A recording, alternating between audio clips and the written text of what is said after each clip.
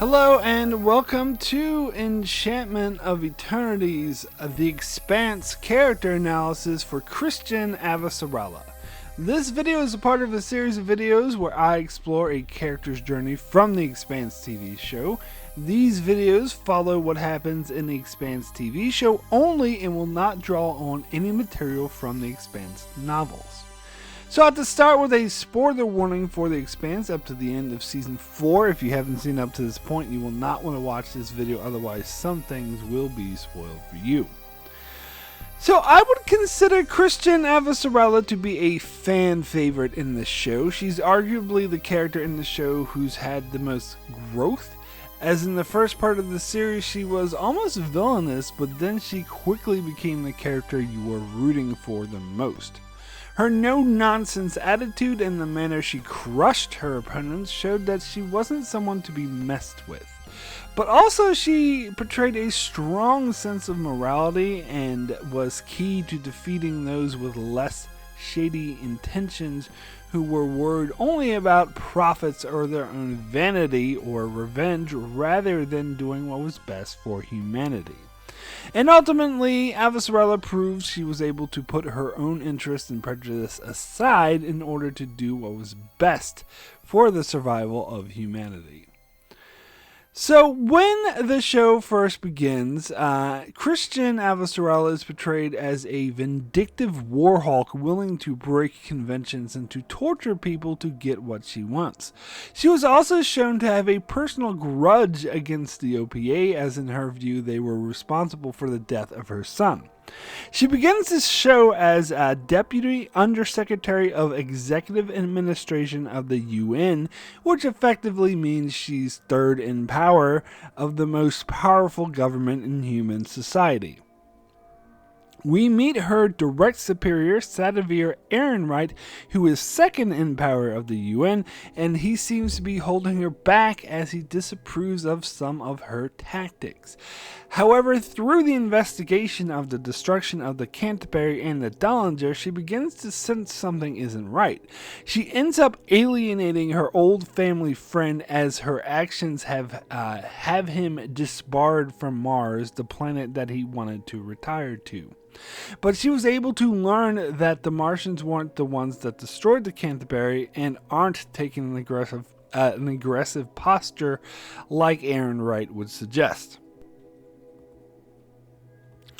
And as she continues to investigate and more information comes to light, Ehrenreich continues to place the blame on the OPA for both instances and blames the highest ranking survivor of the Canterbury, James Holden, for being in league with the OPA. However, the more Avasarala investigates, the less she's inclined to believe it, as her conclusions are that Holden is not a terrorist and the level of destruction seen is beyond the capability of the OPA. But as she goes further from this conclusion, Ehrenreich becomes more certain that it's true, to the point of sending a strike team to eliminate Holden and the other Canterbury survivors, which is ultimately unsuccessful. So Avasarala is willing to see past her prejudices of the OPA and preconceived notions of Holden and follow the truth. And when the truth leads her to a place that contradicts her vindictive attitude towards the OPA, she is able to overcome it, which makes her a better person than many, as there are some in the show who are unable to look past their desire to revenge, such as Admiral Wynn, who is completely blinded by his desire for revenge against Mars that he's unwilling to see what he actually does endangers humanity. So it starts to become apparent to Avasarala that Ehrenreich is in league with the conspiracy responsible for the attacks and is using the OPA and Mars as scapegoats, and that there is in fact a conspiracy within the UN that is responsible. This comes to a head when her family friend is killed because he discovered proof that the stealth ships that destroyed the Canterbury and the Dollinger were built on Earth. So she sends her loving husband Arjun away to keep him safe as she prepares to embark on a dangerous mission to uncover this conspiracy, as she pretends to be the warhawk that she always was as a facade, and actually underneath she's working to take down Ehrenreich and his co-conspirators. She enlists the help of a family friend, a retired intelligence officer named Kotiar, who doesn't like her very much but feels that he owes her a debt, as he feels partially responsible for her son's death. Together, they discover ties to the ultra-rich businessman Jules Pierre Mal and an alien substance called the protomolecule, one of his corporation's Chrijen, discovered on Phoebe. Meanwhile, tensions between Mars and Earth build as Ehrenreich fuels this fire, pushing them to war, as Avasarala appears to go along with this but really is trying to calm the situation. A crisis arises, however, when the protomolecule takes control of the colonized asteroid Eros, whose population is killed, and somehow turns the whole asteroid into a fast-moving projectile headed straight towards Earth, which would effectively end the human race. Over Ehrenreich's objections, she convinced the Secretary General of the UN, Esteban Sorrento Gillis, to set aside their differences with the OPA leader Fred Johnson and James Holden and work with them to prevent this crisis, in which many view her as the hero who saved Earth when Eros crashes into Venus instead of Earth. She then starts to move against Jules Pierre Mal and Ehrenreich, threatening to rain holy hellfire down on Mal. Ehrenreich, as it seems, is abandoned by Mal once Jules Pierre Mal figured out Avasarala knows their connection and is after them. And Ehrenreich begins to work with her to take Mal down. However, things complicate even more when she discovers that Mal is at it again, this time creating human protomolecule hybrids and testing him as weapons of war, and this time he's working with Mars to do this. She discovers this during a peace summit with Mars after an incident on Ganymede nearly brings the two superpowers to war. She notices through the testimony of a Martian soldier, a Marine, Sergeant Gunnery Roberta Draper, or Bobby, who was there when the protomolecule hybrid attacked and killed her team. But the Martians try to dismiss the incident as a Martian soldier who attacked the UN prematurely. Avasarala is able to use her powers of deduction, an excellent judge of character, to tell that Draper is being forced to lie against her will, and she expertly questions Draper to get to the truth. She then uses Kotiar to try to enlist the help of Draper, as since Mal has moved over to work with Mars, that makes it harder for Avasarala to stop him, as Mars is outside of her purview.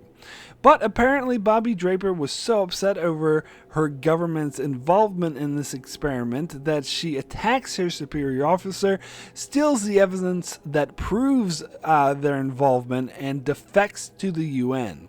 Avasarala then enlists Bobby's help to help her take down this conspiracy. Together, Avasarala, Bobby Draper, and Kotiar travel out to the belt to meet with Jules Pierre Mal on his yacht in order to try to negotiate his surrender. But while she's out there, she finds that Ehrenreich has betrayed her and murdered the Martian politician that was working with Mal and destroyed the Martian ship set to take control of the protomolecule hybrids, leaving Mal no choice but to work with Ehrenreich once again, and Ehrenreich's first order to Mal is to kill Avasarala. So a firefight breaks out where Kotiar is shot and he and Avasarala find themselves trapped. Bobby Draper escapes and uses her battle armor to rescue them and takes control of the ship. However, they discover that Ehrenreich sent a UN warship to destroy them, and thus they have to evacuate, so Draper flies Avasarala out on a racing ship that was docked on the yacht, while Kotiar takes his chances on a drop ship. The racing ship tries to evade the UN destroyer but finds himself outmatched, so they send a short-range distress call out while Draper has to fly the ship at speed so fast the acceleration puts Avasarala's life in danger. Avasarala comes to find that she was rescued by James Holden's ship, the Rosinante, and that a full-blown war has broken out between Earth and Mars.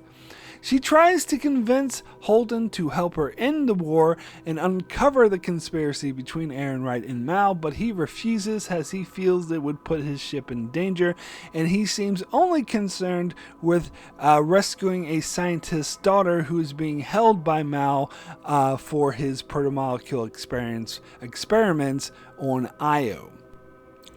However, she uses her knowledge of Holden to appeal to his humanity in order to convince him to let her send a singular message to Earth, and she sends the evidence to take down Ehrenreich to Pastor Anna, a person she recognizes as trustworthy, and Anna indeed uses the evidence to have Ehrenreich arrested.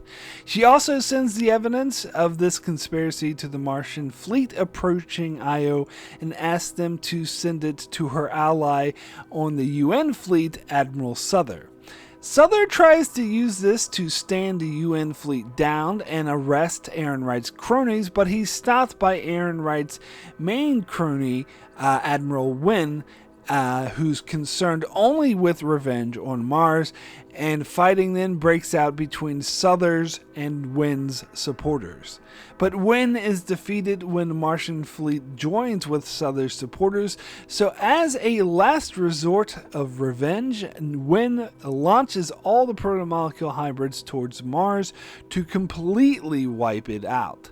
This backfires, and the ship that Wynne is on is infected by protomolecule by one of the pods. Wynne is happy to die to wipe out Mars, but Kotar, who is being held on the ship, sacrifices himself to destroy the ship so that the protomolecule doesn't spread. Avasarala tries to talk him down, but he closed his channel to prevent anyone from speaking to him, but he apologizes to Avasarala one last time before ending his life. However, Alex and Naomi manage to come out with a plan to stop the hybrids from getting to Mars, and Holden captures Jules Pierre Mal on Io and presents him to Avasarala, who plans to have him thrown in a deep, dark cell for the rest of his life. Months later, Sorrento Gillis has stepped down as Secretary General of the UN, and with Ehrenreich in prison, this makes Avasarala the new Secretary General of the UN, a position she never wanted. She calls for peace between Earth, Mars, and the Belt, as the mysterious protomolecule that crashed on Venus constructed some strange substance that left the atmosphere of Venus and flew out between the orbits of Saturn and Uranus. Avasarala sends a fleet of military, scientists, and civilian personnel out to this alien structure known as the Ring to investigate.